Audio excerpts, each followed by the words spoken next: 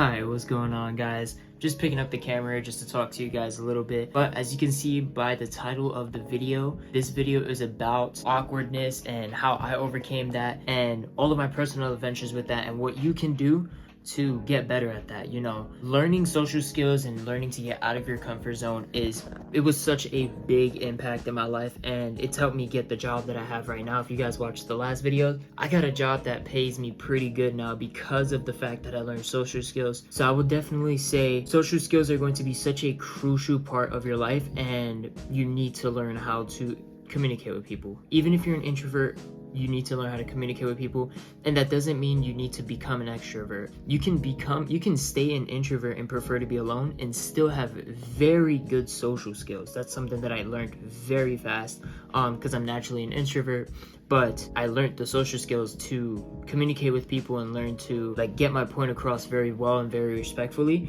and still be the most dominant person in the room. But yeah, guys, I'm gonna just give you guys some tips on what I did to not only get the job that I have now, but to become socially more better. Without further ado, let's get right into the video. Cool. So the first thing you want to do when it comes to learning social awkwardness and stuff like that and defeating that is please talk to people outside of your friend group, right? This is one of the biggest things that I did, and I completely shifted out of my friend group and started talking to people outside of it at my job a lot. I used to work at Orange Theory Fitness, and my job was to sell memberships, and you meet different types of people every single day. So I guess the first tip would be in career aspect, get a job that is very socially heavy, because you're going to, even if it's a job that you don't plan on keeping, you're going to learn the skills that you need in order to get a job that your social skill aspect is going to be easy because you already learned social skills. But yeah, my job was basically to sell memberships, and I would deal with different types of people every single day, right? I would deal with dominant people, cautious people, steady people, influence people. So that's what I call them, the 4 types of people: dominant, influence, steadiness, and cautious. Dominant being, crazy and real deep.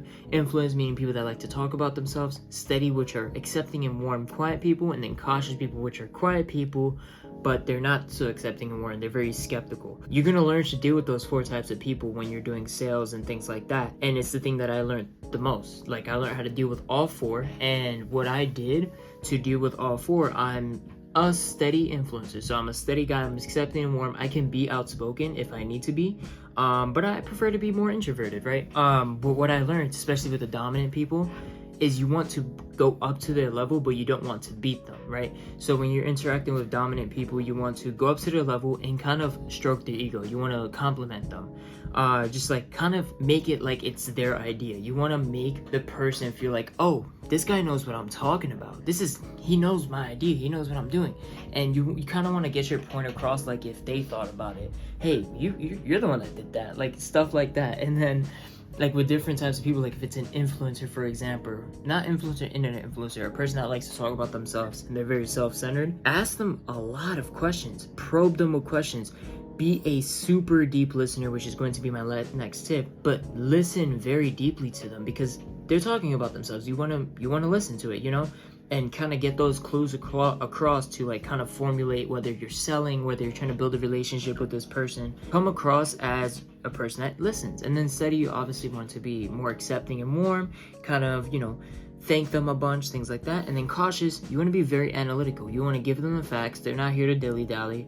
Give them the facts, be truthful, be honest, and yeah, that's literally how you do it. You want to play to each person's personality, but you need to figure out what personality you are. The people that are watching this video are most likely cautious or steady people, or both, cautious, steady people. Your goal is going to be to play to these different personality types, whether it's your personality type or a dominant personality type. Go up to their level, but don't beat them. You're going to get into uncomfortable situations too, and what you need to do is get into enough of them where you're not uncomfortable no more. You're going to get into harder situations where it's dang, maybe that social interaction wasn't the best, but don't beat yourself up over it. It's okay. You need to learn that every single person isn't going to like you, and that's okay. You need to learn that and just kind of accept that. But back to the tip that I said, to be a deep listener. Listen very deeply to whoever you're either selling to or trying to build a relationship with. Listen very deeply, because when people feel heard and say their names too, like, hey John, I really think that's cool. Quick question about what you just said, like stuff like that, you're going to, because when you say their name, they're not used to that. So when you say their name, they like kind of alerts them. They like brings their attention towards you even more. They're like when somebody says, Carlos, thank you so much for that, I'm like, oh, like subconsciously. I don't cautiously think that, but like I subconsciously think that, like, oh, let me listen to him. He said my name.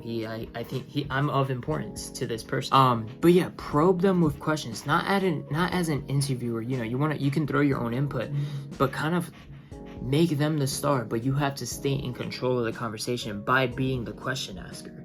See, there's a whole bunch of different tips on this.